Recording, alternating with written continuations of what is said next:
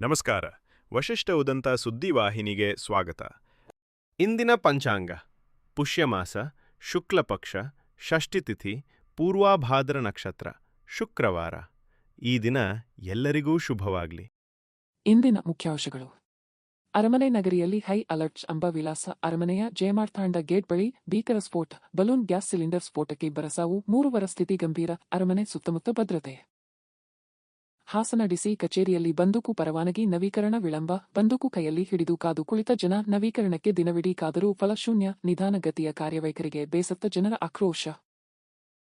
ಪ್ರಧಾನಮಂತ್ರಿ ರಾಷ್ಟ್ರೀಯ ಬಾಲ ಪುರಸ್ಕಾರ ಪಡೆದ 10 ವರ್ಷದ ಶ್ರವಣ್ ಸಿಂಗ್ ಆಪರೇಷನ್ ಸಿಂಧೂರ್ ಸಮಯದಲ್ಲಿ ಭಾರತೀಯ ಸೇನಾ ಸಿಬ್ಬಂದಿಗೆ ಆಹಾರ ಒದಗಿಸಿದ ಬಾಲಕ.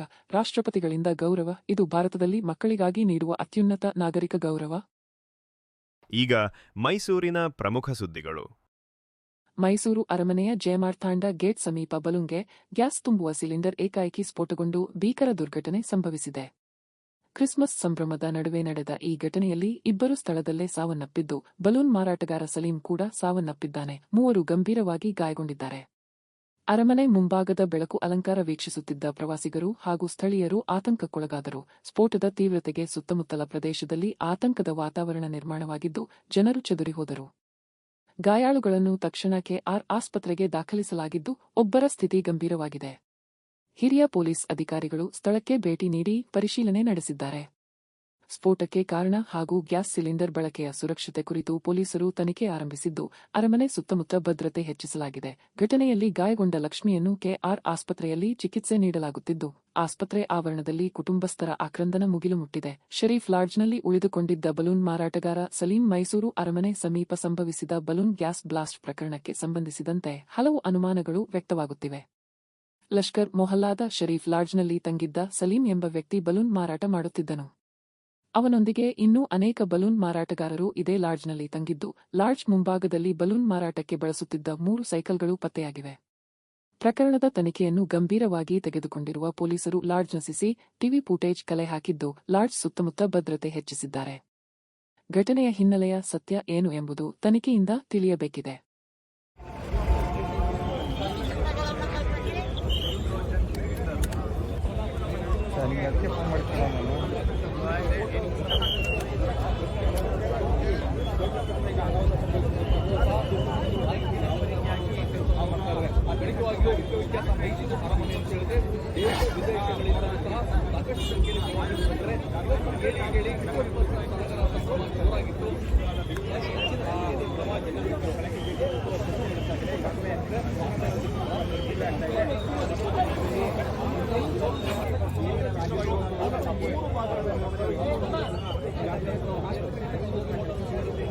ಗಂಭೀರ ಗಾಯಗಳಾಗಿವೆ.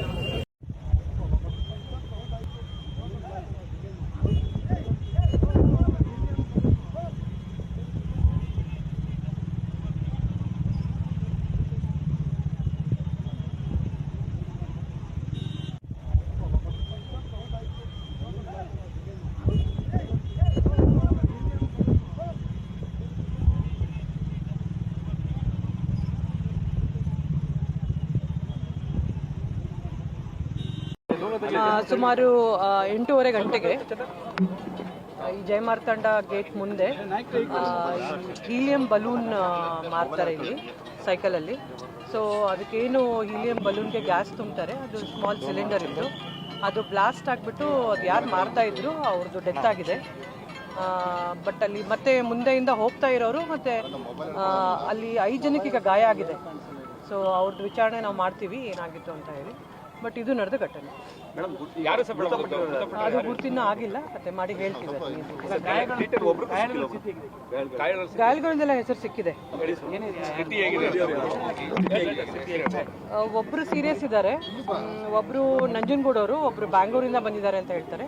ಮತ್ತೆ ಇಬ್ರು ಮಾತಾಡಿಲ್ಲ, ಅವ್ರಿಗೆ ಮಾತಾಡಿಸ್ಬಿಟ್ಟು ನಾನು ಫರ್ದರ್ ಡೀಟೇಲ್ಸ್ ಹೇಳ್ತೀನಿ.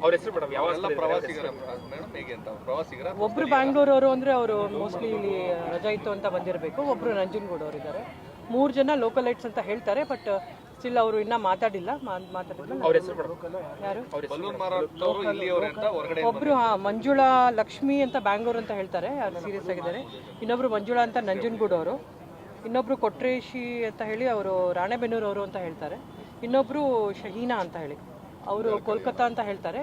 ಬಟ್ ಅದನ್ನ ನಾನು ಇನ್ನೊಂದ್ಸಲ ವೆರಿಫೈ ಮಾಡಿ ತಮಗೆ ಹೇಳ್ತೀನಿ. ಬಲೂನ್ ಮಾರಾಟ ಮಾಡ್ತಾ ಇದ್ದವರು ಸ್ಥಳೀಯರ ಅಥವಾ ಹೊರಗಡೆ ಅವರ ಮೇಡಮ್? ಅದನ್ನ ಪತ್ತೆ ಮಾಡ್ಬಿಟ್ಟು ಯುವಕ ಅರೌಂಡ್ 40 years. ಒಬ್ಬರಿಗೆ ಡೆತ್ ಆಗಿದೆ, 4 ಇಂಜುರಿ. ಹೌದು. ಟೋಟಲ್ ಯಾವ ಹಾಸ್ಪಿಟಲ್ ಅಥವಾ ಏನಾದ್ರು? ಕೇರ್ ಹಾಸ್ಪಿಟಲ್ ಇದ್ದಾರೆ. Thank you.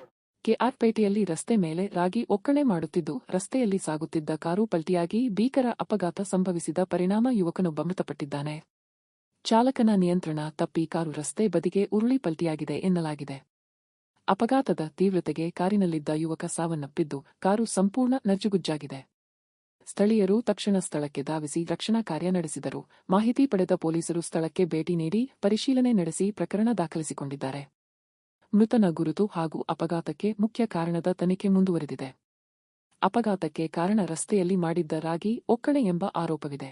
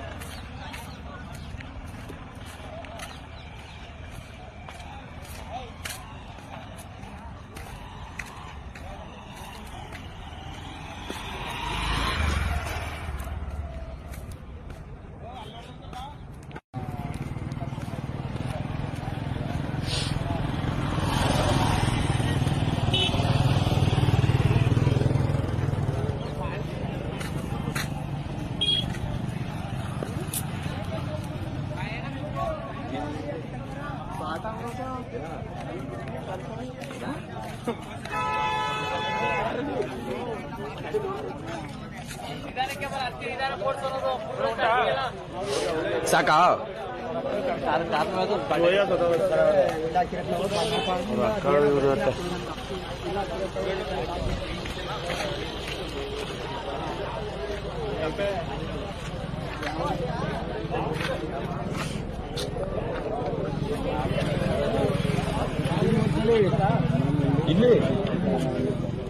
ಈಗ ಹಾಸನದ ಪ್ರಮುಖ ಸುದ್ದಿಗಳು.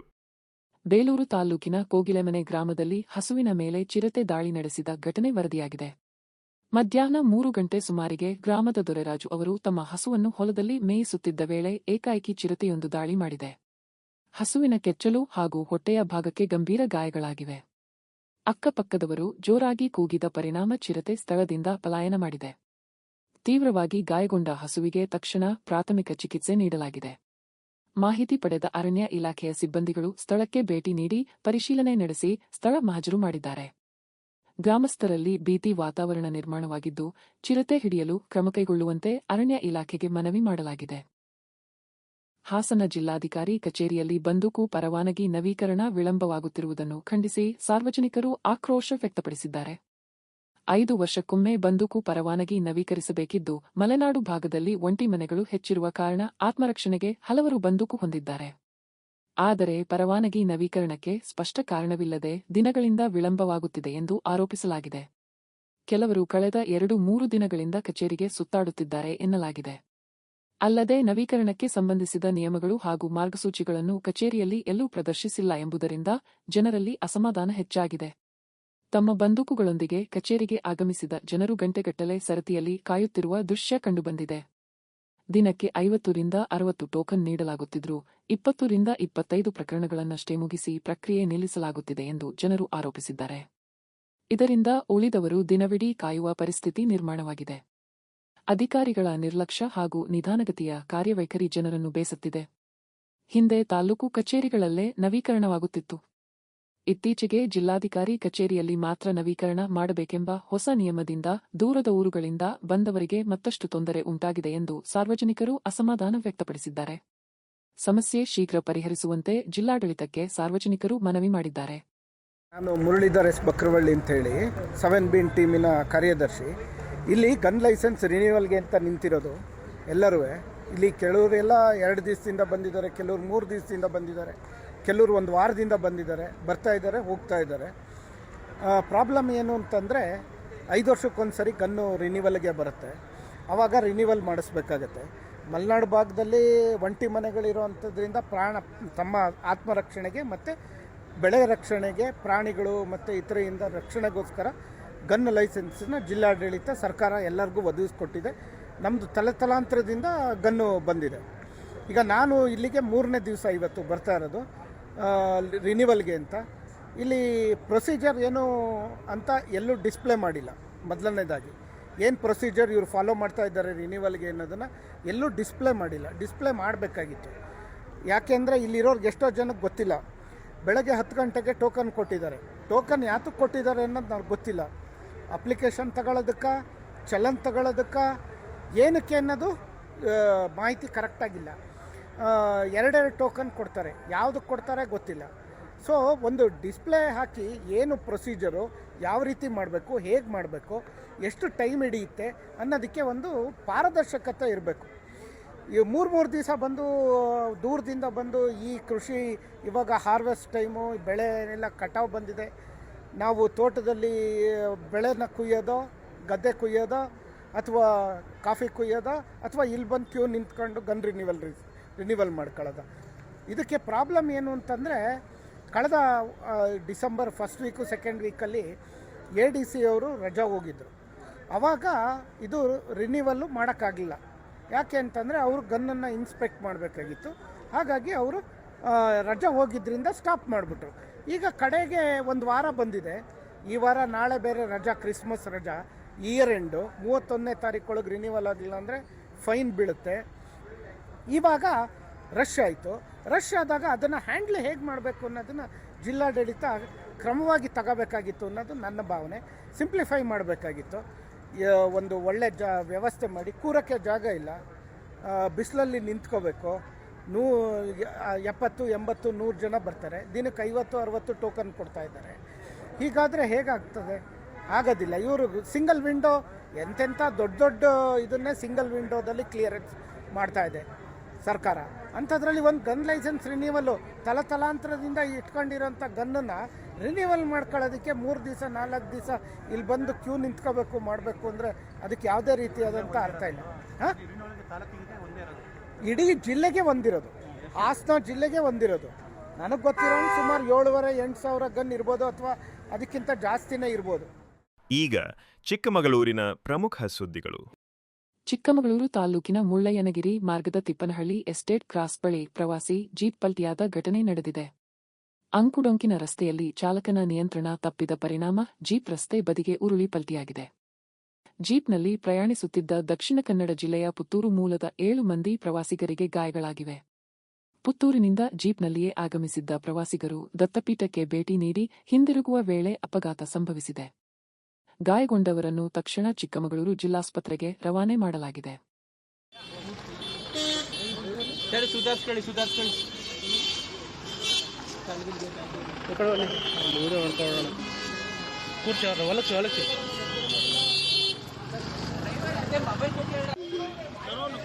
ಯಾವೂರಲ್ಲ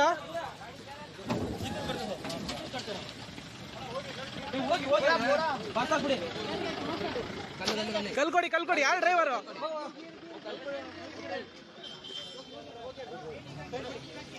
ಸರಿ ಬಿಡಿ, ಇವ್ರು ಓಡಿಸ್ಬಿಡು. ಅಣ್ಣ ಯಾರ್ದು வண்டி?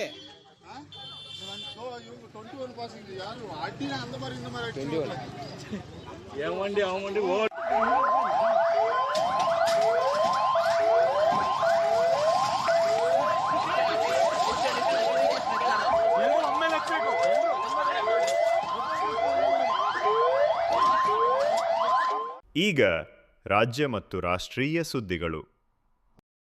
ಭಾರತದಲ್ಲಿ ಮಕ್ಕಳಿಗೆ ನೀಡುವ ಅತ್ಯುನ್ನತ ನಾಗರಿಕ ಗೌರವವಾದ ಪ್ರಧಾನಮಂತ್ರಿ ರಾಷ್ಟ್ರೀಯ ಬಾಲ ಪುರಸ್ಕಾರವನ್ನು 10 ವರ್ಷದ ಶ್ರವಣ್ ಸಿಂಗ್ ಸ್ವೀಕರಿಸಿದ್ದಾರೆ. ಪಂಜಾಬ್ ರಾಜ್ಯದ ಫಿರೋಜ್ಪುರ ಜಿಲ್ಲೆಯ ಚಕ್ತರಣ್ವಾಲಿ ಗ್ರಾಮದ ನಿವಾಸಿಯಾದ ಶ್ರವಣ್ ಸಿಂಗ್ ಆಪರೇಷನ್ ಸಿಂಧೂರ್ ಸಂದರ್ಭದಲ್ಲಿ ಭಾರತೀಯ ಸೇನಾ ಸಿಬ್ಬಂದಿಗೆ ಸ್ವಯಂ ಪ್ರೇರಿತವಾಗಿ ಆಹಾರ ಒದಗಿಸಿ ಮಾನವೀಯ ಸೇವೆ ಸಲ್ಲಿಸಿದ್ದಕ್ಕಾಗಿ ಈ ಗೌರವಕ್ಕೆ ಪಾತ್ರರಾಗಿದ್ದಾರೆ. ರಾಷ್ಟ್ರಪತಿ ದ್ರೌಪದಿ ಮುರ್ಮು ಅವರಿಂದ ಶ್ರವಣ್ ಸಿಂಗ್ ಪ್ರಶಸ್ತಿ ಸ್ವೀಕರಿಸಿದ್ದು ದೇಶಾದ್ಯಂತ ಪ್ರಶಂಸೆಗೆ ಪಾತ್ರವಾಗಿದೆ. ಬಾಲ ವಯಸ್ಸಿನಲ್ಲೇ ತೋರಿದ ದೇಶಭಕ್ತಿ ಮತ್ತು ಸೇವಾಭಾವನೆ ಎಲ್ಲರಿಗೂ ಪ್ರೇರಣೆಯಾಗಿದೆ. सामाजिक कार्य उम्र 10 साल फिरोजपुर पंजाब। आप एक किसान के बेटे हैं। ऑपरेशन सिंदूर के दौरान आपने असाधारण साहस दिखाते हुए गजब का जोखिम उठाते हुए बिना विचलित हुए हाई रिस्क बॉर्डर स्थितियों में फ्रंट लाइन ट्रूपर्स की मदद की, लोगों को प्रेरित किया। वंश तैयार सामाजिक ಕಾಂಗ್ರೆಸ್ ನಾಯಕರಿಗೆ ಪ್ರಧಾನಿ ನರೇಂದ್ರ ಮೋದಿ ಅವರನ್ನು ಟೀಕಿಸುವುದೇ ಒಂದು ಕೆಲಸವಾಗಿದೆ ಎಂದು ಬಿಜೆಪಿ ರಾಜ್ಯಾಧ್ಯಕ್ಷ ಬಿವೈ ವಿಜಯೇಂದ್ರ ವಾಗ್ದಾಳಿ ನಡೆಸಿದ್ದಾರೆ. ಮೋದಿ ಅವರನ್ನು ಟೀಕಿಸದೇ ಇದ್ದರೆ ಕಾಂಗ್ರೆಸ್ಗೆ ರಾಹುಲ್ ಗಾಂಧಿ, ಸಿದ್ದರಾಮಯ್ಯ ಹಾಗೂ ಡಿಕೆ ಶಿವಕುಮಾರ್ ಅವರಿಗೆ ತಿಂದ ಊಟವೂ ಜೀರ್ಣವಾಗುವುದಿಲ್ಲ ಎಂದು ವ್ಯಂಗ್ಯವಾಡಿದರು. ಅತ್ಯಂತ ಹಿಂದುಳಿದ ವರ್ಗದಿಂದ ಬಂದ ವ್ಯಕ್ತಿ ಬಿಜೆಪಿಯಿಂದ ಸ್ಪಷ್ಟ ಬಹುಮತದೊಂದಿಗೆ ಪ್ರಧಾನಿಯಾಗಿರುವುದನ್ನು ಕಾಂಗ್ರೆಸ್ ಸಹಿಸಿಕೊಳ್ಳಲಾಗುತ್ತಿಲ್ಲ ಎಂದರು. ಕಾರಣ, ಯಾವುದೇ ರಾಜಕೀಯ ಕುಟುಂಬ ಹಿನ್ನೆಲೆ ಇಲ್ಲದೆ ಕಾರ್ಯಕರ್ತರಾಗಿ ಬೂತ್ ಮಟ್ಟದಲ್ಲಿ ಸಂಘಟನೆ ಮಾಡಿ 14 ವರ್ಷ ಗುಜರಾತ್ ಮುಖ್ಯಮಂತ್ರಿಯಾಗಿ ಸೇವೆ ಸಲ್ಲಿಸಿದ ಮೋದಿ ಸತತವಾಗಿ 3ನೇ ಬಾರಿ 11 ವರ್ಷಗಳಿಂದ ಪ್ರಧಾನಿಯಾಗಿ ದೇಶ ಸೇವೆ ಮಾಡುತ್ತಿದ್ದಾರೆ. ಅದನ್ನು ಸಹಿಸಲು ಸಾಧ್ಯವಾಗುತ್ತಿಲ್ಲ ಎಂದು ವಿಜಯೇಂದ್ರ ಹೇಳಿದರು. ಕಾಂಗ್ರೆಸ್ನವರು ಕುಂತಲ್ಲಿ ನಿಂತಲ್ಲಿ ಇವತ್ತು ಮೋದಿ ಅವರನ್ನ ಬೈಯೋದೇ ಕೆಲಸ ಅವ್ರಿಗೆ. ಪ್ರಧಾನಮಂತ್ರಿ ನರೇಂದ್ರ ಮೋದಿಜಿಯವರನ್ನ ಬೈದೇ ಹೋದ್ರೆ ಕಾಂಗ್ರೆಸ್ನವರಿಗೆ ರಾಹುಲ್ ಗಾಂಧಿ ಆಗ್ಲಿ, ಸಿದ್ದರಾಮಯ್ಯನವ್ರಿಗಾಗ್ಲಿ, ಡಿ.ಕೆ. ಶಿವಕುಮಾರ್ಗಾಗ್ಲಿ, ನರೇಂದ್ರ ಮೋದಿಜಿಯವ್ರನ್ನ ಬೈದೇ ಹೋದ್ರೆ ಅವ್ರಿಗೆ ತಿಂದಿದ್ದು ಅರಗೋದೇ ಇಲ್ಲ. ಕಾರಣ ಏನು ಅಂತ ಹೇಳಿದ್ರೆ, ಈ ದೇಶದ ಚುಕ್ಕಾಣಿ ಹಿಡಿದಿರ್ತಕ್ಕಂಥ ಭಾರತೀಯ ಜನತಾ ಪಾರ್ಟಿ ಸ್ವಾತಂತ್ರ್ಯ ಬಂದ ನಂತರದಲ್ಲಿ ಒಂದು ಕಾಂಗ್ರೆಸ್ಸೇತರ ಪಕ್ಷಕ್ಕೆ ಸ್ಪಷ್ಟ ಬಹುಮತ ಬಂದು ಅತ್ಯಂತ ಹಿಂದುಳಿದ ಸಮಾಜಕ್ಕೆ, ಹಿಂದುಳಿದ ವರ್ಗಕ್ಕೆ ಸೇರಿರ್ತಕ್ಕಂಥ ಒಬ್ಬ ಪುಣ್ಯಾತ್ಮ ದೇಶದ ಪ್ರಧಾನಮಂತ್ರಿ ಆಗಿದ್ದಾರಲ್ಲ ನರೇಂದ್ರ ಮೋದಿಜಿಯವರು, ಅದನ್ನು ಸಹಿಸ್ಕೊಳಕ್ ಆಗ್ತಾ ಇಲ್ಲ ಅವರು. ಇವತ್ತು ನರೇಂದ್ರ ಮೋದಿಜಿಯವರು ಯಾವುದೇ ಒಂದು ರಾಜಕೀಯ ಕುಟುಂಬದ ಹಿನ್ನೆಲೆಯಿಂದ ಬಂದಿರತಕ್ಕಂಥವ್ರಲ್ಲ. ಬೂತ್ ಅಧ್ಯಕ್ಷರಿಂದ ಹಿಡಿದು ಕಾರ್ಯಕರ್ತರಿಗೆ ಶ್ರಮಪಟ್ಟು ಪಕ್ಷವನ್ನು ಸಂಘಟನೆ ಮಾಡಿ ಗುಜರಾತ್ ರಾಜ್ಯದ ಮುಖ್ಯಮಂತ್ರಿಗಳಾಗಿ 14 ವರ್ಷ ಸೇವೆಯನ್ನು ಸಲ್ಲಿಸಿ ಇವತ್ತು 11 ವರ್ಷಗಳು ಸತತವಾಗಿ ಅಂದ್ರೆ 3ನೇ ಬಾರಿಗೆ ಕೇಂದ್ರದಲ್ಲಿ ಪ್ರಧಾನಮಂತ್ರಿಗಳಾಗಿ ಈ ದೇಶವನ್ನ ಮುನ್ನಡೆಸ್ತಾ ಇದ್ದಾರೆ. ನಾನು ಈ ದೇಶದ ಪ್ರಧಾನಮಂತ್ರಿ ಅಲ್ಲ, ದೇಶದ ಜನಸೇವಕ ಅನ್ನೋ. ಬೆಂಗಳೂರು ನಗರದಲ್ಲಿ ಆತಂಕಕಾರಿ ರಸ್ತೆ ಅಪಘಾತವೊಂದು ನಡೆದಿದ್ದು, ಕಾಮಾಕ್ಷಿಪಾಳ್ಯ ಸಂಚಾರಿ ಪೊಲೀಸ್ ಠಾಣಾ ವ್ಯಾಪ್ತಿಯ ಔಟರ್ ರಿಂಗ್ ರೋಡ್ನಲ್ಲಿ ಎಣ್ಣೆ ಏಟಿನಲ್ಲಿದ್ದ ಕಾರು ಚಾಲಕನ ಅಜಾಗರೂಕ ಚಾಲನೆಯಿಂದ ಈ ಘಟನೆ ಸಂಭವಿಸಿದೆ. ರಸ್ತೆ ಬದಿಯಲ್ಲಿ ನಿಂತಿದ್ದ ಬೈಕ್ಗೆ ಕಾರು ಗುದ್ದಿ ಬಳಿಕ ಬೈಕ್ ಅನ್ನು ಕಿಲೋಮೀಟರ್ಗಟ್ಟಲೆ ರಸ್ತೆ ಮೇಲೆ ಎಳೆದೊಯ್ದಿದ್ದಾನೆ. ಬೈಕ್ ರಸ್ತೆಗೆ ಉಜ್ಜಿ ಬೆಂಕಿ ಹೊತ್ತಿಕೊಂಡರೂ ಕಾರು ಚಾಲಕ ಗಮನಿಸದೆ ಚಾಲನೆ ಮುಂದುವರಿಸಿದ್ದಾನೆ ಎನ್ನಲಾಗಿದೆ. ಘಟನೆ ಕಂಡ ಸ್ಥಳೀಯರು ಕಾರನ್ನು ಅಡ್ಡಗಟ್ಟಿ ಪೊಲೀಸರಿಗೆ ಮಾಹಿತಿ ನೀಡಿದ್ದಾರೆ. ಕೂಡಲೇ ಸ್ಥಳಕ್ಕೆ ಧಾವಿಸಿದ ಕಾಮಾಕ್ಷಿಪಾಳ್ಯ ಸಂಚಾರಿ ಪೊಲೀಸರು ಕಾರು ಹಾಗೂ ಚಾಲಕನನ್ನು ವಶಕ್ಕೆ ಪಡೆದು ಮುಂದಿನ ತನಿಖೆ ಕೈಗೊಂಡಿದ್ದಾರೆ. ಕಾಂಗ್ರೆಸ್ ಪಕ್ಷದಲ್ಲಿ 4 ಬಣಗಳಾಗಿ ವಿಭಜನೆ ಉಂಟಾಗಿದೆ ಎಂದು ಬಿಜೆಪಿ ನಾಯಕ ಛಲವಾದಿ ನಾರಾಯಣಸ್ವಾಮಿ ಗಂಭೀರ ಆರೋಪ ಮಾಡಿದ್ದಾರೆ. ಸೋನಿಯಾ ಗಾಂಧಿ, ರಾಹುಲ್ ಗಾಂಧಿ, ಪ್ರಿಯಾಂಕಾ ಗಾಂಧಿ ವಾದ್ರಾ ಹಾಗೂ ಮಲ್ಲಿಕಾರ್ಜುನ ಖರ್ಗೆ ಎಂಬ 4 ಗುಂಪುಗಳು ಪಕ್ಷದಲ್ಲಿ ಇದ್ದು, ಮೊದಲ 3 ಗುಂಪುಗಳಿಗೆ ಮಾತ್ರ ಪ್ರಭಾವವಿದೆ. ಖರ್ಗೆ ಗುಂಪಿಗೆ ಯಾವುದೇ ಮಹತ್ವ ಇಲ್ಲ ಎಂದು ಅವರು ಹೇಳಿದ್ದಾರೆ. ಮುಖ್ಯಮಂತ್ರಿ ಸಿದ್ದರಾಮಯ್ಯ ರಾಹುಲ್ ಗಾಂಧಿ ಬಣದಲ್ಲಿದ್ದು, ಪರಮೇಶ್ವರ್ ಸೋನಿಯಾ ಗಾಂಧಿ ಬಣದವರು, ಡಿಕೆ ಶಿವಕುಮಾರ್ ಪ್ರಿಯಾಂಕಾ ಗಾಂಧಿ ಗುಂಪಿನವರು ಎಂದು ತಿಳಿಸಿದ್ದಾರೆ. ಖರ್ಗೆ ಗುಂಪಿನಲ್ಲಿ ಅವರ ಮಗ ಅಷ್ಟೇ ಇರೋದು. ಖರ್ಗೆ ಅವರನ್ನು ತೆಗೆದು ಪ್ರಿಯಾಂಕಾ ಗಾಂಧಿಯನ್ನು ಅಧ್ಯಕ್ಷ ಸ್ಥಾನಕ್ಕೆ ತರಲು ಸಿದ್ಧತೆ ನಡೆದಿದೆ ಎಂದು ನಾರಾಯಣಸ್ವಾಮಿ ಹೇಳಿಕೆ ನೀಡಿದ್ದಾರೆ. ಕಾಂಗ್ರೆಸ್ ಕೇಂದ್ರದಲ್ಲೇ 4 ಗುಂಪಾಗ್ಬಿಟ್ಟಿದೆ. ಒಂದು ಸೋನಿಯಾ ಗಾಂಧಿ ಗುಂಪು, ರಾಹುಲ್ ಗುಂಪು, ಪ್ರಿಯಾಂಕಾ ಗುಂಪು, ಇನ್ನೊಂದು ಖರ್ಗೆ ಅವರ ಗುಂಪು. 3 ಗುಂಪಿಗೆ ಮಾತ್ರ ವ್ಯಾಲ್ಯೂ ಇದೆ, ಲಾಸ್ಟ್ ಗುಂಪಿಗೆ ವ್ಯಾಲ್ಯೂ ಇಲ್ಲ. ಅದು ಮಗನಿಗಾಗಿ ಮಾತ್ರ ಬೇಕಾಗಿರೋದು. ಅದು ಸಿದ್ದರಾಮಯ್ಯ ರಾಹುಲ್ ಅವರನ್ನ ಬುಕ್ ಮಾಡ್ಕೊಂಡ್ಬಿಟ್ಟಿದ್ದಾರೆ, ಪರಮೇಶ್ವರ್ ಸೋನಿಯಾ ಗಾಂಧಿ ಅವರನ್ನ ಬುಕ್ ಮಾಡ್ಕೊಂಡ್ಬಿಟ್ಟಿದ್ದಾರೆ. ಪಾಪ ಡಿ.ಕೆ. ಶಿವಕುಮಾರ್ ಹೋಗಿ ಪ್ರಿಯಾಂಕಾ ಗಾಂಧಿ ಅವರನ್ನ ಬುಕ್ ಮಾಡ್ಕೊಂಡಿದ್ದಾರೆ. ಈಗ ಯಾರ್ದು ನಡೀತಾ ಇದೆ? ರಾಹುಲ್ ಗಾಂಧಿ ಹೇಳಿದ್ದು ಸೋನಿಯಾ ಗಾಂಧಿ ಒಪ್ಪೋದಿಲ್ಲ, ಸೋನಿಯಾ ಗಾಂಧಿ ಹೇಳಿದ್ದು ಪ್ರಿಯಾಂಕಾ ಗಾಂಧಿ ಒಪ್ಪೋದಿಲ್ಲ. ಇನ್ನ 4ನೇ ಗುಂಪು ಕೆಲಸ ಏನದೆ ಅಲ್ಲಿ? ಈಗಾಗಲೇ ಮಲ್ಲಿಕಾರ್ಜುನ್ ಖರ್ಗೆ ಹಠಾವೋ, ಪ್ರಿಯಾಂಕಾ ಗಾಂಧಿ ಬಿಠಾವೋ ಅಂತ ಶುರುವಾಗ್ಬಿಟ್ಟು. ಮತ್ತೊಮ್ಮೆ ಮುಖ್ಯಾಂಶಗಳು. ಅರಮನೆ ನಗರಿಯಲ್ಲಿ ಹೈ ಅಲರ್ಟ್ ಅಂಬಾವಿಲಾಸ ಅರಮನೆಯ ಜಯಮಾರ್ಥಾಂಡ ಗೇಟ್ ಬಳಿ ಭೀಕರ ಸ್ಫೋಟ, ಬಲೂನ್ ಗ್ಯಾಸ್ ಸಿಲಿಂಡರ್ ಸ್ಫೋಟಕ್ಕೆ ಇಬ್ಬರ ಸಾವು, 3ವರ ಸ್ಥಿತಿ ಗಂಭೀರ. ಅರಮನೆ ಸುತ್ತಮುತ್ತ ಭದ್ರತೆ. ಹಾಸನ ಡಿಸಿ ಕಚೇರಿಯಲ್ಲಿ ಬಂದೂಕು ಪರವಾನಗಿ ನವೀಕರಣ ವಿಳಂಬ, ಬಂದೂಕು ಕೈಯಲ್ಲಿ ಹಿಡಿದು ಕಾದು ಕುಳಿತ ಜನ, ನವೀಕರಣಕ್ಕೆ ದಿನವಿಡೀ ಕಾದರೂ ಫಲಶೂನ್ಯ, ನಿಧಾನಗತಿಯ ಕಾರ್ಯವೈಖರಿಗೆ ಬೇಸತ್ತ ಜನರ ಆಕ್ರೋಶ. ಪ್ರಧಾನಮಂತ್ರಿ ರಾಷ್ಟ್ರೀಯ ಬಾಲ ಪುರಸ್ಕಾರ ಪಡೆದ 10 ವರ್ಷದ ಶ್ರವಣ್ ಸಿಂಗ್ ಆಪರೇಷನ್ ಸಿಂಧೂರ್ ಸಮಯದಲ್ಲಿ ಭಾರತೀಯ ಸೇನಾ ಸಿಬ್ಬಂದಿಗೆ ಆಹಾರ ಒದಗಿಸಿದ ಬಾಲಕ, ರಾಷ್ಟ್ರಪತಿಗಳಿಂದ ಗೌರವ. ಇದು ಭಾರತದಲ್ಲಿ ಮಕ್ಕಳಿಗಾಗಿ ನೀಡುವ ಅತ್ಯುನ್ನತ ನಾಗರಿಕ ಗೌರವ. ಇಲ್ಲಿಗೆ ಇಂದಿನ ವಾರ್ತಾ ಪ್ರಸಾರ ಮುಕ್ತಾಯವಾಯಿತು. ಧನ್ಯವಾದಗಳು. ಈ ದಿನ ಎಲ್ಲರಿಗೂ ಶುಭವಾಗಲಿ.